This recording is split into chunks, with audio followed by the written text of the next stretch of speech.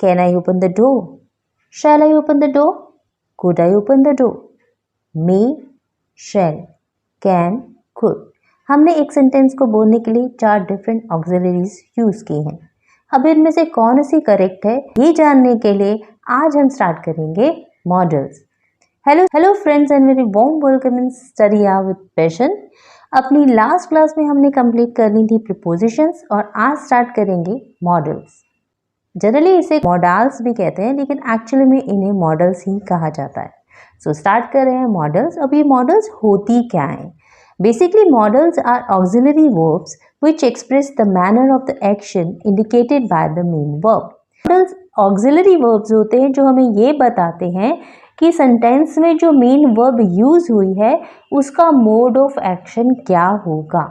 They express ability, probability, permission, willingness and obligation। अभी mode of action ability भी हो सकता है, प्रोबेबिलिटी भी हो सकता है, किसी को परमिशन देना या किसी से परमिशन लेना भी हो सकता है, किसी काम को करने की विलिंगनेस भी हो सकती है और कोई ऑब्लिगेशन भी हो सकता है।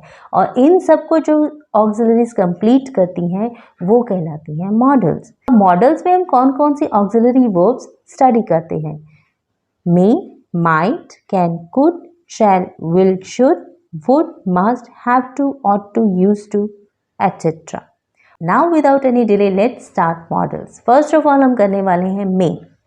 May express possibility in present tense।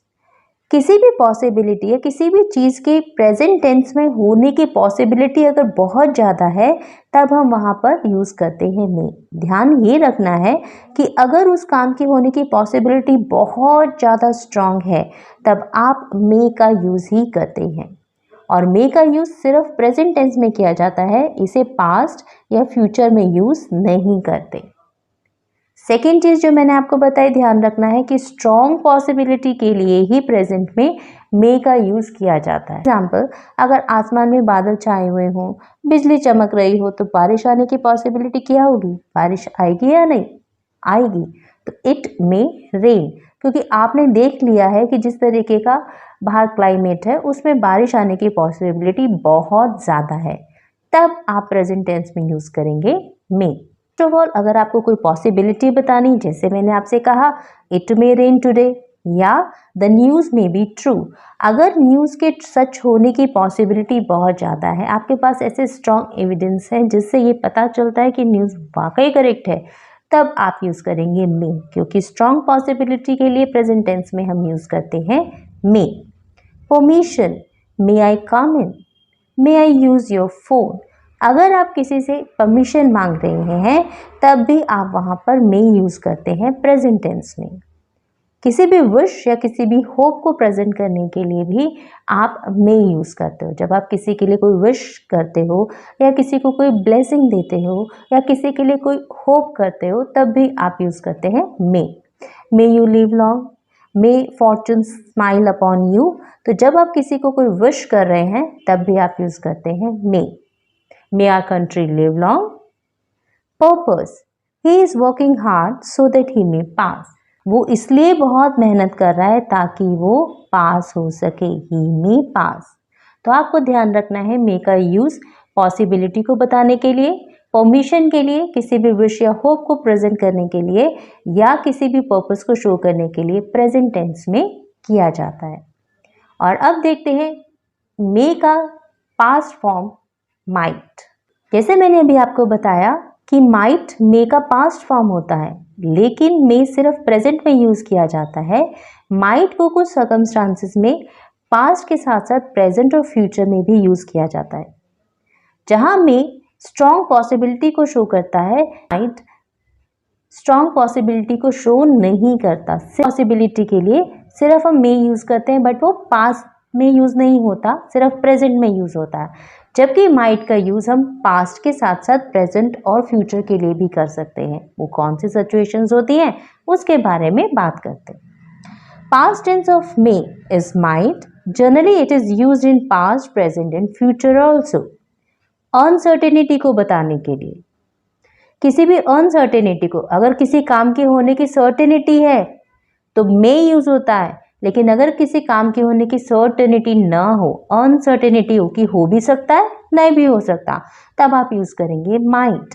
He might join new school.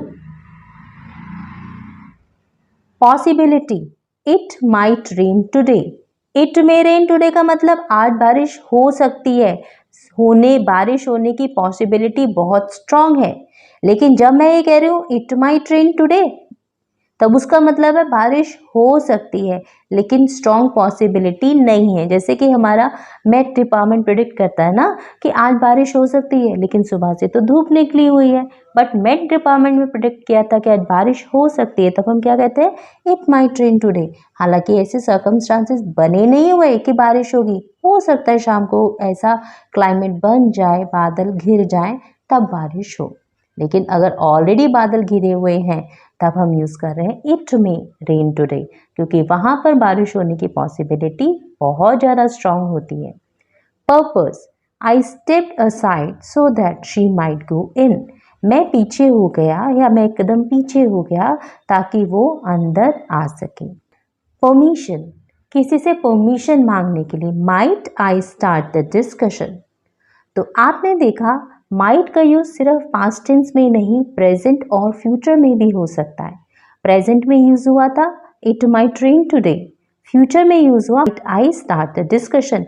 क्या मैं डिस्कशन स्टार्ट कर लूं, तो माइट का यूज प्रेजेंट, पास्ट और फ्यूचर तीनों में हो सकता है। प्रेजेंट में इसका यूज अनसर्टेनिटी को शो करता है।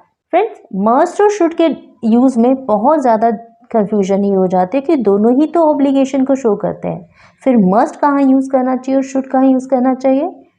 हाँ, इनका डिस्कशन करेंगे, लेकिन आपको अभी बता ही देती हूँ कि मस्ट का यूज ऑब्लिगेशन के लिए तो होता है, लेकिन जनरली हम मस्ट को यूज करते हैं to talk about what the listener और द स्पीकर वांट्स।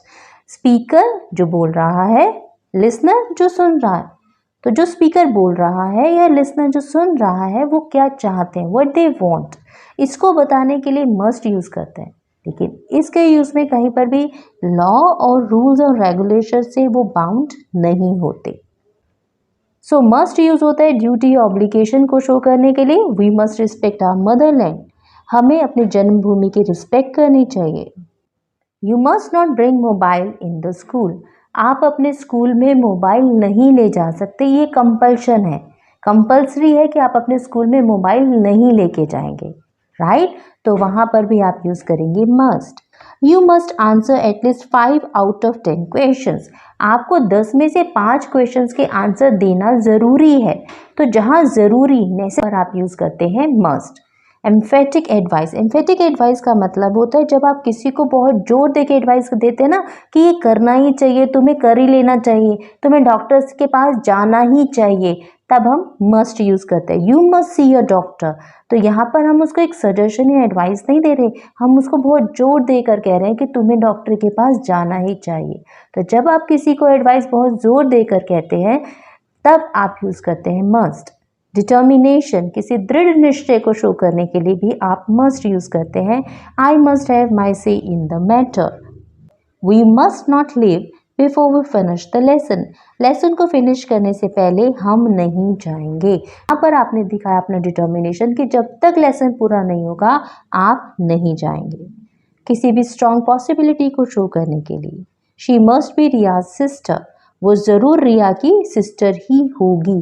तो हमारी पॉसिबिलिटी क्या है कि वो रिया की सिस्टर ही होगी। अब हम मस्ट जब लगा रहे तो बहुत स्ट्रांगली हम ये बता रहे कि स्ट्रॉन्ग पॉसिबिलिटी है कि वो रिया की सिस्टर ही है।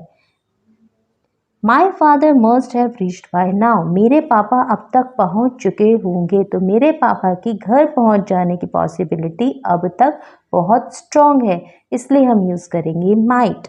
माई father must have reached by now. Can, can, can is use to show the ability to do certain thing.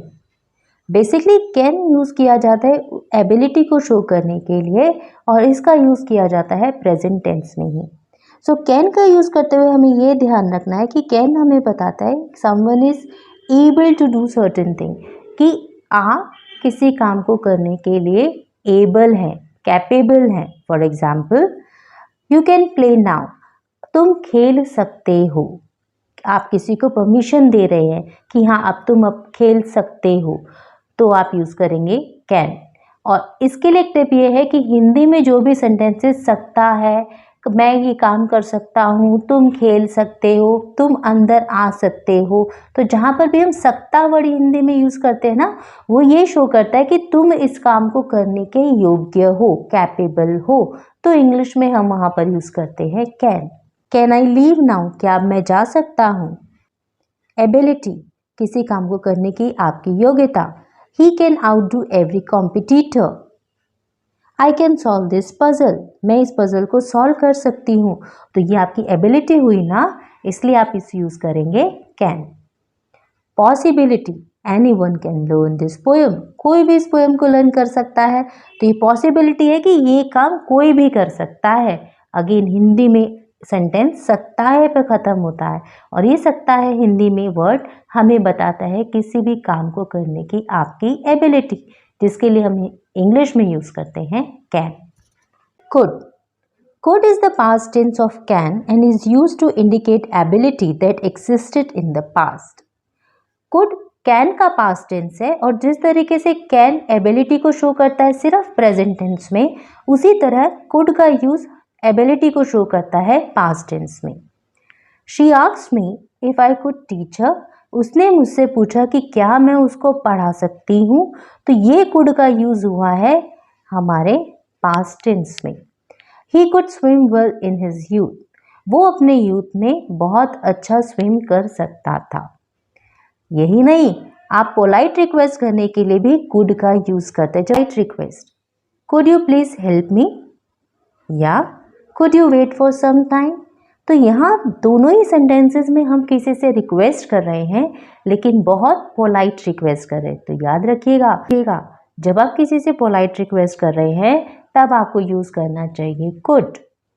Possibility under certain condition, किसी सर्टेन कंडीशन में पॉसिबिलिटी को शो करने के लिए भी हम could का यूज करते हैं।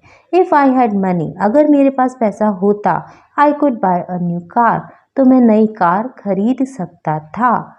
N accident could easily happen, accident तो कहीं पर भी हो सकता है, so an accident could easily happen. So friends, आज हमने सीखा मे, माइट, कैन, कुड और मस्ट का यूज मॉडल्स में। आई होप आप इन ऑक्सिलरी वर्ब्स का यूज अपने इंग्लिश ग्रामर और कॉन्वर्सेशन में बहुत आराम से कर सकेंगे। और नेक्स्ट वीडियो का मॉडल क्लास नंबर 2, जिसमें पार्ट नंबर 2 में हम पढ़ने वाले हैं बाकी ऑक्सिलरी वर्ब्स के बारे में। So stay tune with me, और वीडियो अच्छा लगे तो शेयर, लाइक और सब्सक्राइब जरूर कीजिएगा। Thank you, stay blessed.